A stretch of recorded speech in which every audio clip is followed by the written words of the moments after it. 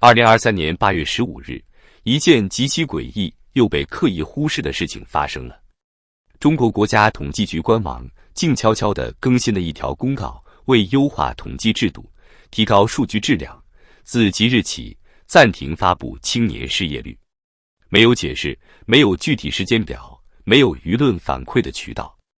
一句暂停，就像一把剪刀，干净利落地剪掉了全国几千万年轻人失业的声音。中国青年失业率数据就这样消失在中国官方数据的汪洋中，像从未存在过一样。这一刻仿佛告诉我们，不是失业率高的令人恐惧，而是你不再被允许知道它有多高。在过去3年里，消失的数据远不止青年失业率。2022年之后，以下数据也陆续暂停或不再公布。全国分年龄段就业数据不再单独公布16至24岁人群的就业指标。全国土地出让收入数据从2022年起由财政部改为各地自行披露，国家层面不再汇总。财政赤字细化口径在2023年预算报告中消失，地方专项债资金具体投向未被披露。住宅销售面积与销售额按城市等级分布的数据自2023年起不再公布。地方政府隐性债务数据历年未曾披露。审计署2023年也全面沉默。全国人口出生率、自然增长率在2024年初没有任何提及，直到外媒追问才草草回应。经济学家黄建中在一次闭门会议中直言，当一个国家的数据不再真实，它的政策就变成了赌博。2023年6月，国家统计局公布的青年失业率为 21.3%， 这是有记录以来的历史最高值。但很多专家都知道，这个数字仍然是被美化的。毕竟，这个指标的计算口径是过去1个月积极找工作而未找到者。也就是说，如果你只是躺平，甚至考研、考公、啃老，就不算失业。据中国青年报2023年9月报道，中国高校毕业生就业签约率仅为 38.1%， 但国家统计局仍坚称就业形势总体稳定。你看到的不是中国青年的未来，而是统计学上的奇迹。当越来越多的年轻人被就业，他们真正的困境也被消失了。社交平台上，年轻人的声音是这样的：3年本科，4年考研，最后送外卖，月入不到5000；失业半年，最后靠摆摊卖煎饼糊口。不敢跟爸妈说我没找到工作，他们已经背负房贷，还在为我存彩礼。这些人被从数据里剔除了。可现实却在不断提醒我们，数据可以消失，但失业不会。地方财政是中国经济的骨架，而土地出让金是这个骨架上的肉。2021年，全国土地出让金总额高达 8.7 万亿元，占地方政府总收入的近40%。但2022年起，这组数据就突然消失了。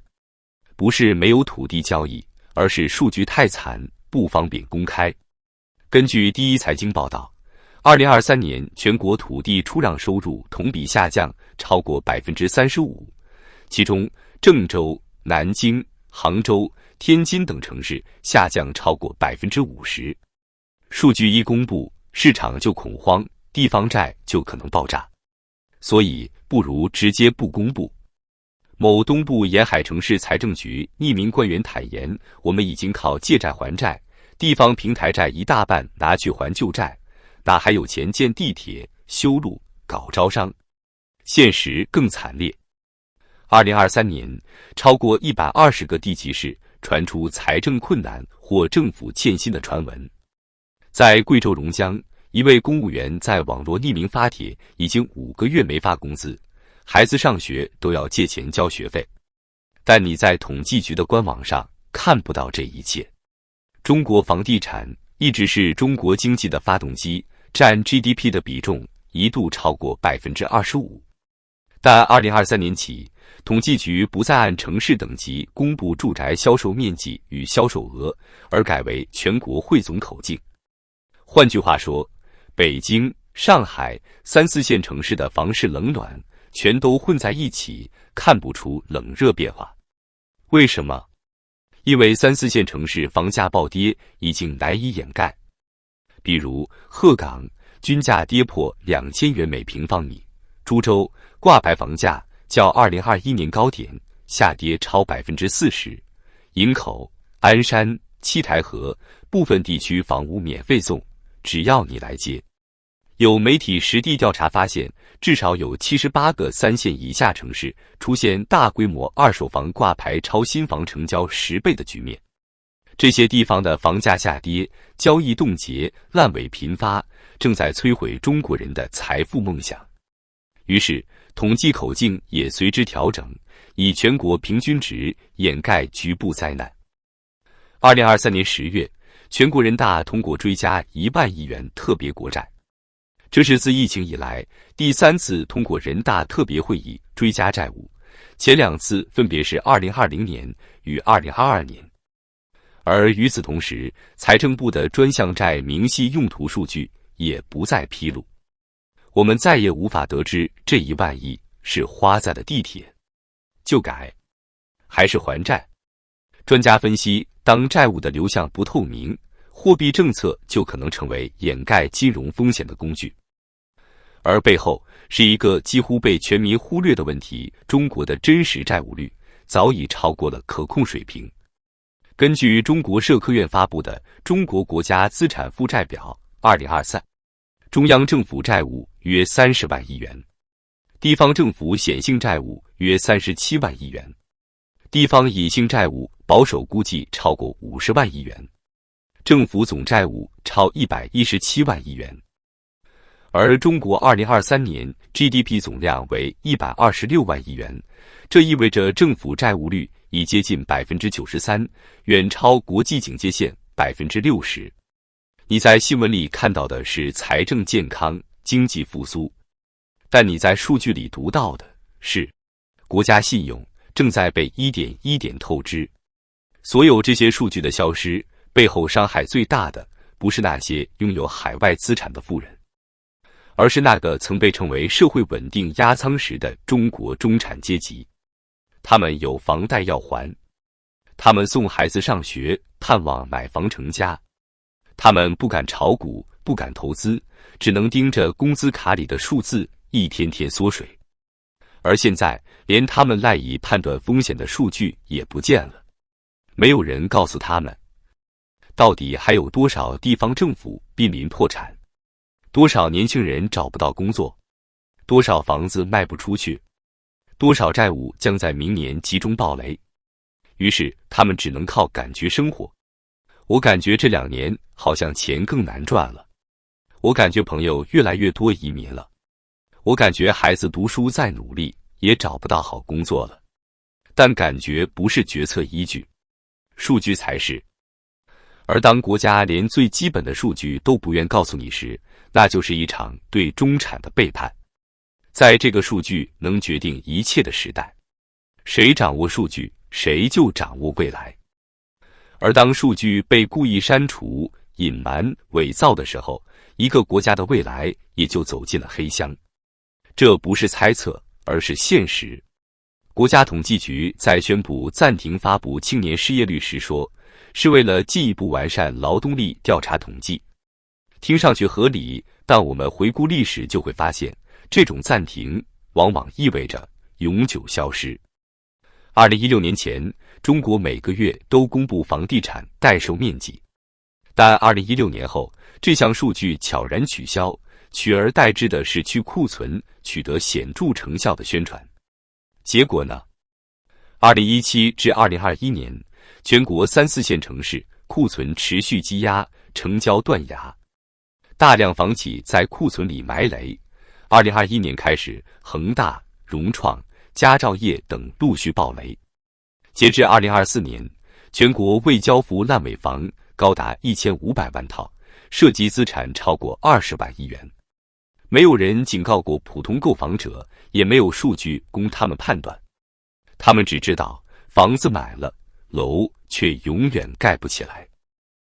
2023年，中国人口减少了208万人，这是60年来人口首次出现负增长。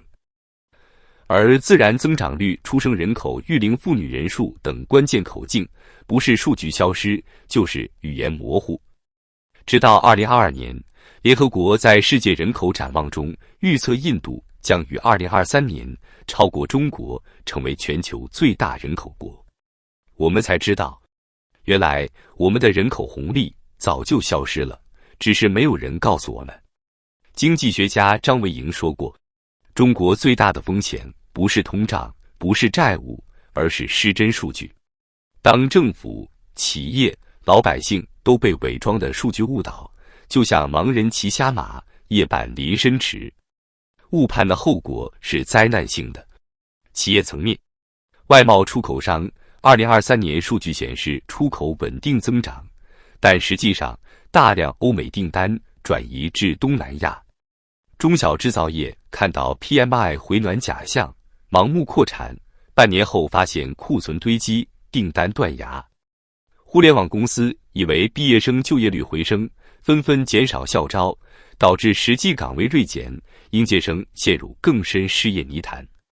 政策层面，货币政策继续放水，制造繁荣假象，股市楼市依然崩跌。地方政府债务扩张，却看不到数据中的违约临界点，最后陷入偿债死循环。金融监管调整过慢，等到村镇银行暴雷，储户挤兑，才知道风险早已失控。一个社会的理性是靠真实数据支撑的，而当统计局成了宣传部，全社会就会集体进入幻觉。当我们无法知道一个政府的财政赤字、债务结构、民生支出比例时，那他要怎么花我们的税收？是修路建校，还是修政绩工程、盖形象大楼？2024年初，贵州省一份请求中央帮忙偿还债务的公函在网络流出，文件显示，省内某地市债务超1000亿元，本地财政连公务员工资都难以维持，已无力偿还地方政府融资平台的本息。这份文件震惊全国，但你在国家统计局和财政部官网上查不到该地的任何债务公开数据，我们根本无从得知这类情况在全国还有多少。据社科院估计，全国至少有1/3城市债务率超过100%，但我们被官方告知一切在可控范围内，被控制的不是债务，而是数据本身。一位资深审计局人士匿名透露，地方债务早已超过控制线，只是没人愿意主动曝光，因为谁说了真话，谁背锅。对普通人来说，消失的数据最终转化为对未来的无知，对生活的无力感，对制度的失望与逃离。数据消失的现实后果包括：年轻人不敢结婚生育，因为看不到收入增长的希望；中产家庭不再消费升级，因为不确定资产价值是否能保值；企业不敢投资扩大生产，因为看不清未来政策与市场动向；资本持续外流，因为数据缺失等于风险不透明。这不是危言耸听。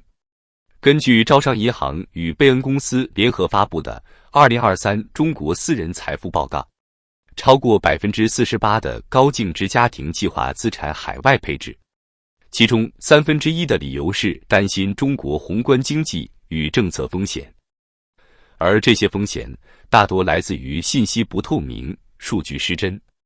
当中产离场、富人外逃，剩下的就只能是被割的沉默多数。很多人不解，中国不是强调依法治国吗？不是也有统计法吗？为何可以随意掩盖或取消关键经济数据？原因其实很简单，当数据成为政绩的敌人，数据就会被消灭。在中国的统计体系中，数据并非独立产出，而是由地方报送、上级审核、统一口径发布。地方怕数据太差被问责，中央怕数据太差引发恐慌。所以干脆不公布。更讽刺的是，中国统计法第6条写着，国家实行统计资料发布制度，确保统计资料真实、准确、完整、及时。而现实却是，有的被延迟，有的被简化，有的干脆被技术性取消，有的调整口径，再也看不懂前后变化。统计工具被政治工具化，是现代专制最典型的表现。它表面温和，实则杀伤力极强。它不是一夜摧毁社会，而是慢慢拔掉你的知情权与判断力。你可能会问，我不炒股，不买房，不创业，数据是不是真，跟我有关系吗？政府不公布，是怕引起恐慌，也是为我们好吧？大家不是照样生活、上班、刷抖音、打游戏吗？这些想法正是这个系统最希望你接受的。但我们必须明白，不公布不等于问题不存在，制造幻觉不等于解决危机。消失的数据不是为稳定而服务，而是为遮掩而服务。而遮掩的代价，是我们整个社会的理性正在被蚕食。今天是青年失业率，明天可能就是养老金余额、银行坏账率、地方债务违约率、外资撤离规模。如果一个国家的统计体系都无法独立、公开、诚实，那我们还能依赖什么来判断明天的生活是否还能继续下去？真相并不总是让人舒服，但真相是唯一能救命的东西。这个国家曾经以实事求是为信仰，但今天我们活在一组组消失的数字之间。我们看不见风险，也听不见警告。我们失去了数据，也失去了方向。我们相信未来，却被统计欺骗了现在。我们不能决定世界经济如何波动，不能控制中美关系如何演变，但我们有权知道这个国家正在发生什么。一个敢于面对真实的国家才可能变好，一个敢于发布不完美数据的政府才值得信任，而一个只有好消息却从不告诉你坏消息的国家才最令人恐惧。数据是一切危机的预警器，而现在它被拔掉了电源。